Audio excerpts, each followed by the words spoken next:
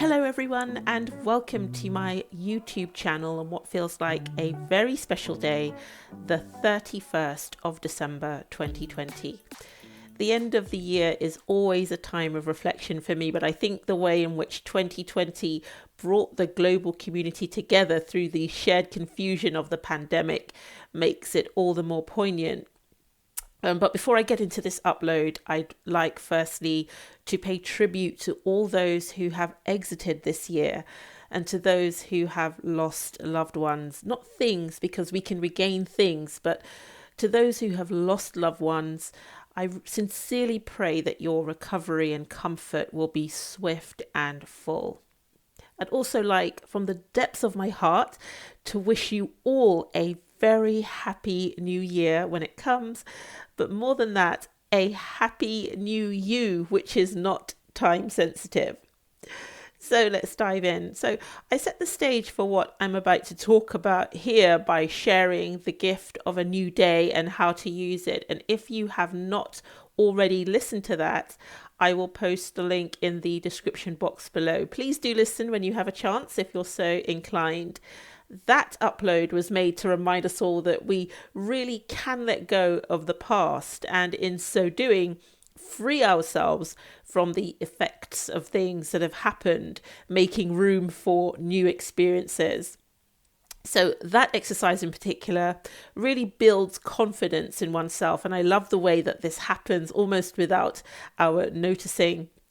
So getting back to this upload, it's not strictly speaking the same thing as the gift of a new day, but it does use much of the same communication, particularly in terms of building confidence and taking our relationship with our divinity to higher and higher levels. So to provide a bit of context before we get into this exercise, I think it's important to mention that in practical human terms, it is right and good to desire the best, the very best of all that life has to offer. And that's for yourself, for those whom you love, and for those who register with you. In fact, the outward expression of our lives are a faithful representation of the impression and expression cycles that we're a part of. And it's what we're saying is true about ourselves and others. And most importantly, what we're saying is true of God. And so going forward, your excellent health, your success, your clarity of focus and purpose, your happy and healthy relationships, and so on and so on. All of these things speak good things. And so while we're here in the physical form in this world, living our lives, we must not minimalize the importance of these things. However, what I want to add to all of this, all of these good things that we want, all of these good things that we should rightly acquire, is the knowledge of the role our fulfilled desires play and how our lives in these wonderful formations fit into the meaning of life itself. I think that's something that shouldn't be overlooked. We all know that we won't be here forever, and we all know that there is far much more to the human story than meets the eye. And this is irrespective of where you are in your restoration or on your restoration journey. So I really feel with every sinew of my being that the best way to go about having all that is good, all that life has to offer us, the best way to go about fulfilling all of our heartfelt desires is to surrender to instruction and the guidance of our dimensionally greater selves. And that's what I'm going to be talking about in this upload. In doing this, we don't just guarantee the outcomes we want, but we're ensuring that what we're doing is relevant to us and to our role. And in this way, our lives become a meaningful joy and an immense pleasure. We know and we understand why we want what we want and why we're doing what we are doing. And I won't go beyond that for now, but that's what I really want to say. It's not that I don't see the importance of having everything good, but I think it's far more important to understand how all of these things fit together. And so all that remains is for me to share with you a simple integration technique to ensure that going forward, when it comes to the fulfillment of your desires, or as our dearest Neville Goddard calls them, the invisible gifts of God, you are doing it, we're all doing it as the consenting partners of our infinitely greater, infinitely wiser, infinitely more powerful, dimensionally greater selves. So let's get straight into the exercise. There really doesn't need to be more said than that. To begin, please ensure that you are alone so that you can smile or laugh without feeling self-conscious. And it's really up to you. If you feel like laughing, that's great. If you feel like smiling, that's wonderful too. But you want to be alone so that you're not wondering whether anyone is seeing you or judging you or whatever. And then you can sit, you can stand or lie down. Again, it's entirely up to you. To be honest, when you get used to this practice, to practices like this in general, you'll find ways to modify them to suit your own taste. But in this exercise, it's important that we start that endorphin flow. So we want to be smiling or laughing, and also being completely free of that sort of self-conscious feeling we get when others are around. The thing to note here is that your smile or your laughter must feel authentic. And so if you're unhappy or upset or preoccupied, perhaps wait and then come back to this exercise when you feel more neutral. So whether you're smiling or laughing, remain in that frame of mind and then start to breathe in a deep and relaxing way. Now you may find that you smile or laugh in between breaths. That's fine. Just stay happy and relaxed. And also ensure that you're breathing in a way that's natural and comfortable for you. And if you can't get into the breathing right away, you can use the cycle of breaths that I've described previously, which is breathing in through your nose for 4 beats or seconds, holding for 4, and then breathing out through your mouth for 4.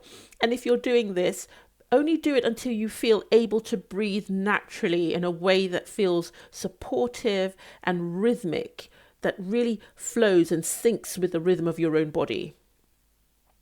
As you are smiling and breathing, or laughing and breathing, you will then begin to feel a sensation that seems to radiate outward from the xiphoid process. So that's the most distal part of the sternum or the breastbone. So if you feel down your breastbone with your fingers to where it ends, that is the location of this sensation that I'm referring to. And it's going to be like a pulse that moves in both directions simultaneously across both sides of your rib cage. So it's starting from that central point in the breastbone and radiating outward across both sides of your rib cage. And remember, the sensations are taking place no matter the physical condition of your human body. So if you need to, imagine, which means to mentally experience these sensations. At the same time that you feel this sensation, you will feel the familiar tickle of excitement at the back of your throat, or in the epiglottis region of your throat. Now, these sensations that are running at the same time will increase in intensity for a while and then subside and give way to a very pleasant internal warmth and stability. When that happens, you might feel very alert suddenly, or feel a surge of energy or strength that makes you want to get up and do something active. But please don't respond to that. Stay relaxed. And I don't know if I mentioned that your eyes are closed. They may have closed naturally. They may stay open. I think probably keeping your eyes closed is best on this occasion. And what's happening here is a type of onboarding, which is just your dimensionally greater self connecting with you in a very specific way. So once this has happened, wait for a moment. So you're going to pause for about 5 seconds until you feel properly connected, and you will know that you are connected. Neville would describe this as a feeling that you can move but you don't want to move. But I'll add to that by saying that you will feel deeply restful but energized at the same time. So it's almost buzzing. You may have stopped smiling or laughing already. That's fine. As I say, let everything that happens happen naturally. And in this state, bring to your conscious mind your desire. So become aware of it and gently start to enact the desire fulfilled. So example, if you desired a new car, you could start to drive the car mentally. Remember, you cannot see your own face in this meditative state, but you would be able to see the interior of the car, your hands on the steering wheel and things outside of the car. And if the car is moving, you can hear things and feel things.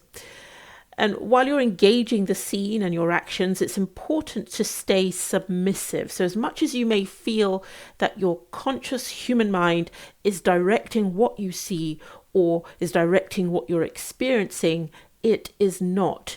Your humanity in its entirety is consenting to what is happening, ready to be the instrument through which the scene is made real or objectified. And you will know if your human mind attempts to take over, because you will instantly feel unsettled in some way. If that happens, relax, take a deep breath in through your nose and out through your mouth, and feel your physical muscles loosen.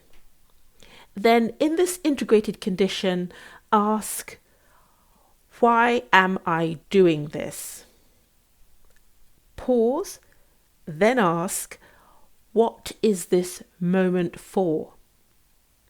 So those questions again, you're going to ask, why am I doing this? Pause for no more than 3 seconds or so, then ask, what is this moment for? And wait for the response, which will come to you as a particular feeling or a wave of emotion that, depending on your understanding of the spiritual language of emotion, will make immediate sense to you or will require you to seek interpretation. Now, in my personal experience, the response which is transmitted using the spiritual language of emotion has rushed in so quickly it was almost impossible to figure out what I was being told, despite my understanding of the language. So at times it's made me cry, at times it's caused arousal. Whatever it is, it doesn't matter. Just allow it to happen. It has a meaning which will be made apparent to you. I do warn you, though, that the response is intense.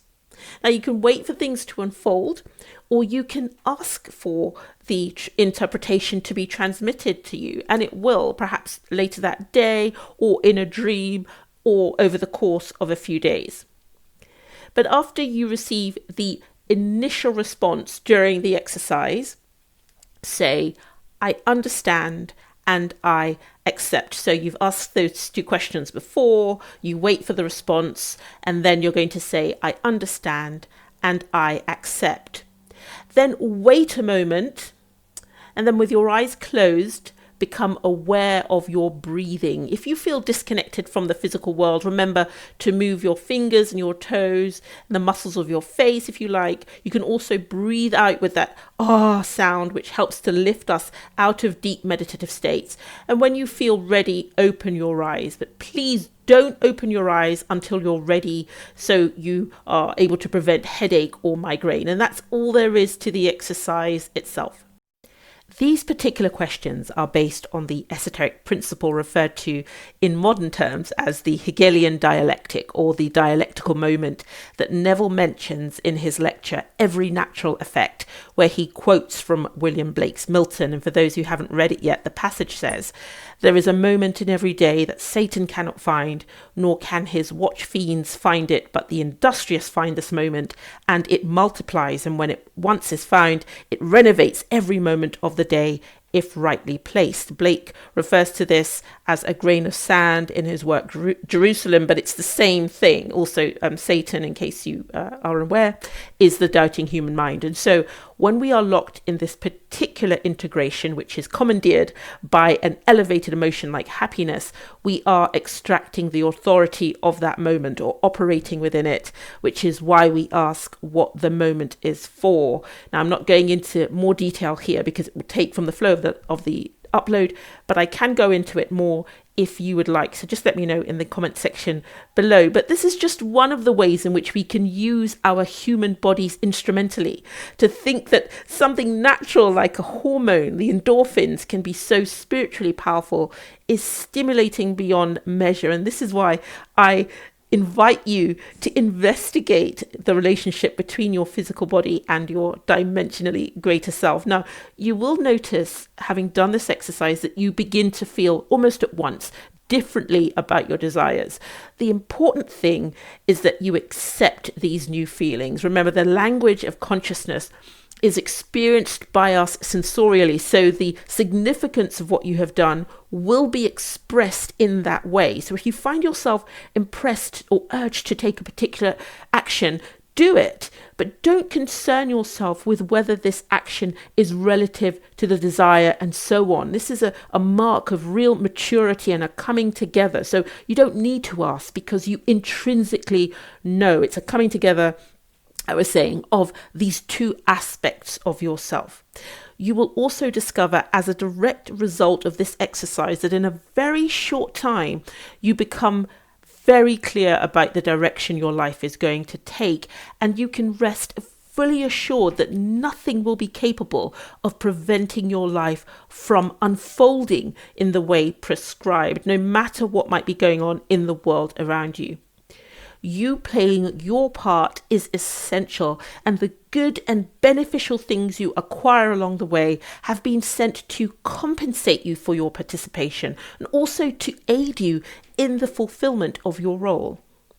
The most important aspect of this, though, is the realization that the fulfillment of your desires takes you closer to the unfoldment of the divine event in you, which is what gives you that tremendous sense of freedom, of purpose, and, dare I say, of satisfaction. So the purpose of metaphysical prayers and exercises like this, as Neville Goddard says, and as is said in esoteric sacred writ, is to take us to higher and higher levels, to get us to a point of autonomous interaction with our divinity without the need for exercises of this type.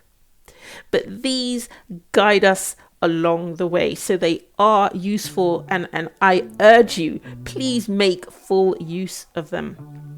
So do try this technique. Feel free to share your results in the comment section below and to ask questions or to post comments. And all that is left is for me to wish you a very wonderful and happy new year. Enjoy the fulfillment of your desires. Enjoy how important you are. And until we are together again, happy new and phenomenal you.